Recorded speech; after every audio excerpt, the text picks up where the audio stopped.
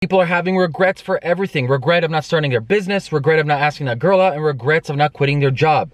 So the question is this: how can you stop this? And what I mean by stop this, I'm talking about the madness. Would have, could have, should have. Everybody talks about it. Oh man, I wish I did this. Oh man, I could have done that. Oh man, this is the best one.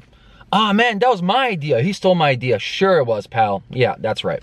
Everybody has this disease. I have it, you have it. And it's this voice in the back of our head that won't shut up, and it eats you alive on a day-to-day basis. You get nightmares, you get sweats, and it spiritually beats the fuck out of you.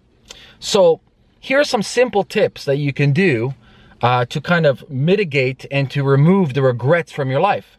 Number one, when you have an idea, or when you have this inception, one of my favorite movies of all time is Leo's Inception. So when you have this seed in your mind, this inception that grows on you, and you hear that first voice in your head saying, oh, that sounds interesting, maybe I should do that. Instead of just stopping and then continuously hearing that voice in your head, what you should do is get a pen and paper and write down what you're feeling. Most people can't articulate that voice in their head and can't articulate exactly what they want to achieve. It's like a second ago I mentioned idea. Great, you have an idea, but what is this idea? Does this idea solve a problem? And how are you going to execute this idea? How you're going to actually make this idea come to life? Or I should quit my job. Okay, before you quit your job, how's that going to look out to you? So how are you going to ask your boss? What's your plan B? All these things, like, pretty detailed out. What this does, it actually creates something called an opportunity cost. So an opportunity cost is something where you're going to be investing in time in option A, but you could be easily investing that time in option B. The question is, which option is better? That's the opportunity cost. So you could quit your job, but it may not be the best at that moment. However, what you've done here is outline exactly the opportunity cost from option B to option B and how you're going to quit your job. And you see, when most people have regrets, they just leave it behind. They don't think about it. They don't act upon it. They don't write it out. They don't make a blueprint. They don't do nothing whatsoever. They just leave it and they forget about it. And when somebody else does, it's always envy, one of the deadly sins.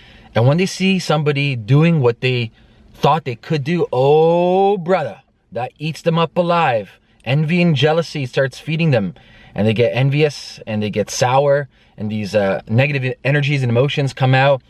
And you don't want to be around those people. They literally will eat themselves inside out. So get the pen and paper.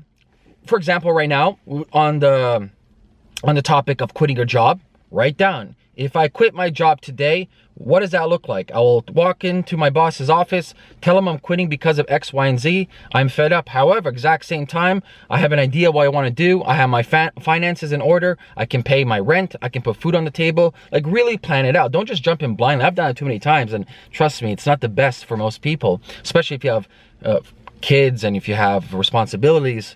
So really plan that out. And once you're planning it out, plan out your option B. It's like, okay, once I have this free time, since I'm not working anymore, what am I devoting my time to? Number two, when another idea comes onto, like, say, start a business, same thing, write down. It's like, what's this idea? And how does this idea solve a problem? And how you can actually create this idea to come to life? What people do you need on your team? How much money you got to raise? What is your business model? Business models, plural. How you going to execute this, etc., etc. Actually make a detailed blueprint of the strategy that you want to achieve. So when looking at regret, guys, really understand that the number one thing you got to first act upon is, as soon as you have that idea or that inception or that voice or that seed in your mind, you definitely need to start writing that down and articulating what that is. Because for the most part, we don't know what that is. Then once you've articulated exactly what that voice inside of your head is, second of all, you want to now articulate how you're going to execute that voice. Third of all, you want to articulate on a piece of paper the different opportunity options that you have in your life. So this kind of gives you like a blueprint of, like, wow, you know, it all started from an idea or an inception in my mind, a voice. I've manipulated it, I regurgitated it, I transformed it verbally onto a piece of paper. Aesthetically speaking, now I can visually see it. You're actually becoming God. I know some people may be offended, but whatever. But I love the idea of that you can take a voice inside your head, sit on it, think about it, write about it, and you're actually creating life in front of you. It's beautiful, it's wonderful, it's actually magical once you do it, okay? So yeah, you know, my advice to most people out there, this may not work for you, works for me. However, what you really gotta understand is figure out a system that works for you then. Don't let regret stand in your way. Don't be a 50-year-old saying, fuck, I wish I could have done X, Y, and Z. Next thing you know, you blink, you're 80, and once again, you're saying the same thing. I wish I could have done X, Y, and Z.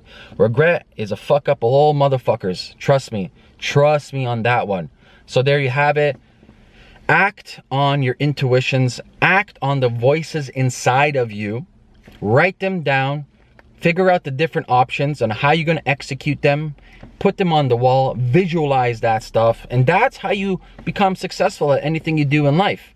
Action-oriented as opposed to being passive-oriented. If you guys want me to do videos on anything else, leave a comment below this video. And like always, guys, I'm giving out Bitcoin and Ethereum. I want everybody to understand the benefits of cryptocurrency, the benefits of blockchain. So leave your Bitcoin or Ethereum address below with, remember, this is the stipulation, you gotta put down the next video idea. Don't just put down your Bitcoin and Ether address. That's cheesy, guys. Come on.